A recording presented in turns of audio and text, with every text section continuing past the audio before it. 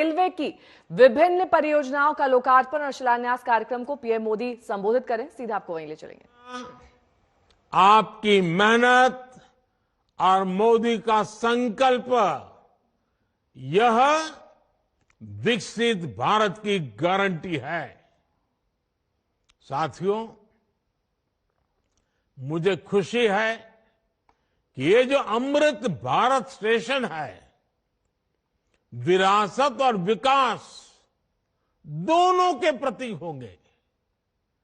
जैसे ओडिशा के Baleshwar railway station को भगवान जगन्नाथ मंदिर की थीम पर डिजाइन किया गया है, सिक्किम के रंगपो रेलवे स्टेशन पर आप लोगों को स्थानीय वास्तुकला का प्रभाव दिखेगा। राजस्थान का सांगनेर रेलवे स्टेशन 16वीं शताब्दी की हैंड ब्लॉक प्रिंटिंग को दर्शाता है। तमिलनाडु के कुंभकोणम स्टेशन का डिजाइन चोल काल के वास्तुकला पर आधारित है। अहमदाबाद रेलवे स्टेशन मोढेरा सूर्य मंदिर से प्रेरित है। गुजरात में द्वारका स्टेशन द्वारकाधीश मंदिर से प्रेरित है। आईटी सिटी गुड़गांव का रेलवे स्टेशन आईटी के लिए ही समर्पित होगा। यानी अमृत भारत स्टेशन उस शहर की विशेषता से दुनिया को परिचित कराएगा। इन स्टेशनों के निर्माण में दिव्यांगों और बुजुर्गों, उनकी सुविधा का भी विशेष ध्यान रखा गया है।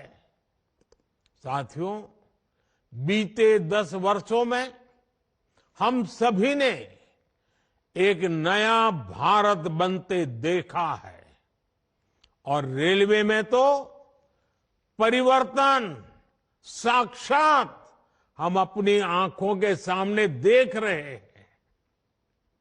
जिन सुविधाओं की हमारे देश के लोग कल्पना किया करते थे, लोगों को लगता था कि काश भारत में ये होता तो, लेकिन आप देखिए, जो कभी आप कल्पना में सोचते थे, आज हम आंखों के सामने होता हुआ देख रहे हैं।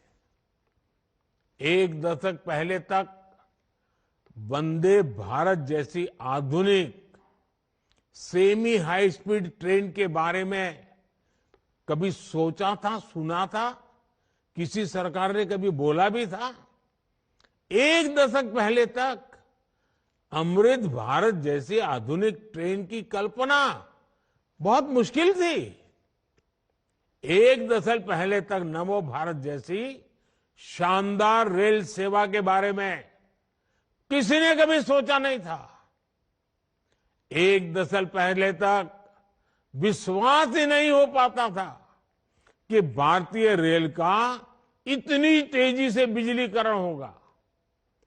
एक दशक पहले तक ट्रेन में स्वच्छता, स्टेशन पर सफाई, ये तो बहुत बड़ी बात मानी जाती थी। आज ये सब रोजमर्रा की जिंदगी का हिस्सा बन गए हैं। एक दशक पहले तक मानव रहित फाटक भारतीय रेल की एक पहचान बन चुकी थी, एक आम तस्वीर थी। आज ओवरब्रिज, अंडरब्रिज से वे रोक टोक और दुर्घटना रहित आवाजाही सुनिश्चित हुई है। एक दशक पहले तक लोगों को लगता था कि एयरपोर्ट जैसी आधुनिक सुविधाएं सिर्फ पैसे वाले लोगों के ही भाग्य में है। आज गरीब और मिडिल क्लास के लोग रेलवे स्टेशन पर भी एयरपोर्ट में जैसी सुविधा होती है ना, वो सुविधा रेलवे में सफर करने वाला मेरा गरीब भाई बहन भी उसका लाभ ले सकता है। साथियों, दशकों तक रेलवे को हमारे यहाँ की स्वार्थ भरी राजनीति का शिकार होना पड़ा, लेकिन अब भारतीय रेलवे देशवासियों के लिए ईज ऑफ ट्रैवल का मुख्य आधार बन रही है। जिस रेलवे के हमेशा घाटे में होने का रोना रोया जाता था, आज वो रेलवे परिवर्तन के सबसे बड़े दौर से गुजर रही है। ये सब कुछ आज इसलिए हो रहा है क्योंकि भारत 11वें नंबर से छलांग लगाकर 5वें नंबर की अर्थव्यवस्था बना। 10 साल पहले जब हम 11वें नंबर पे थे, तब रेलवे का औसत बजट 45,000 करोड़ रुपए के आसपास रहता था। आज जब हम 5वें नंबर की आर्थिक ताकत है, तो इस वर्ष का रेलवे बजट 2.5 लाख करोड़ रुपए से अधिक का है।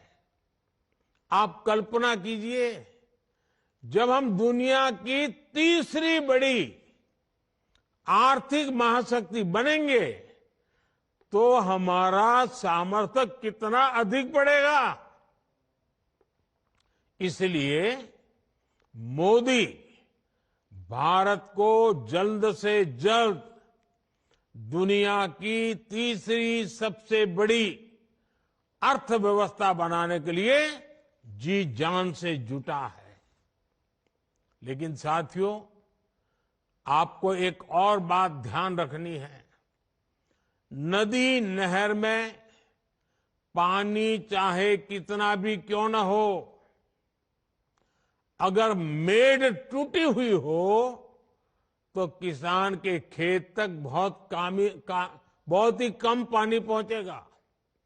इसी तरह बजट चाहे कितना भी बड़ा हो, अगर घोटाले होते रहे, बेईमानी होती रहे, तो जमीन पर उस बजट का असर कभी नहीं दिखता।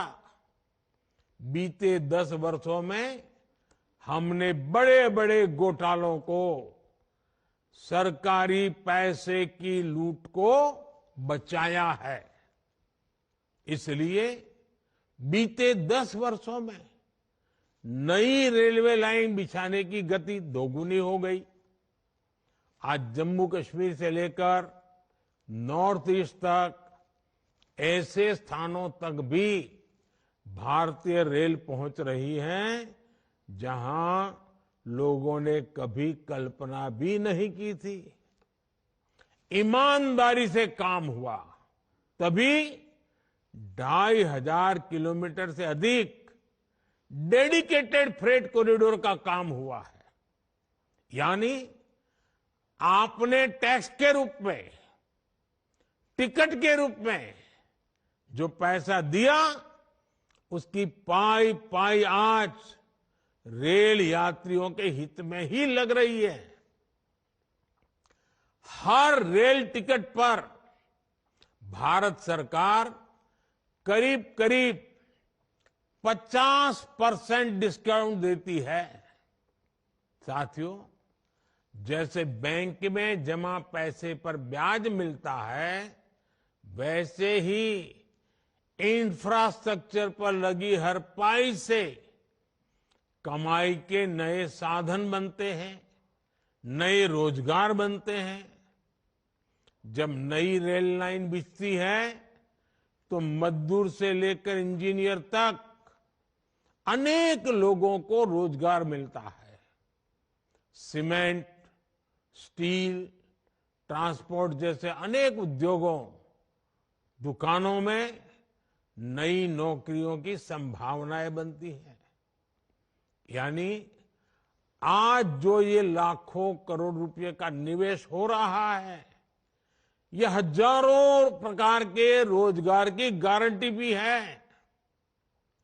जब स्टेशन बड़े और आधुनिक होंगे, ज्यादा ट्रेनें रुकेगी, ज्यादा लोग आएंगे, तो आसपास रेहड़ी पटरी वालों को भी इससे फायदा होगा।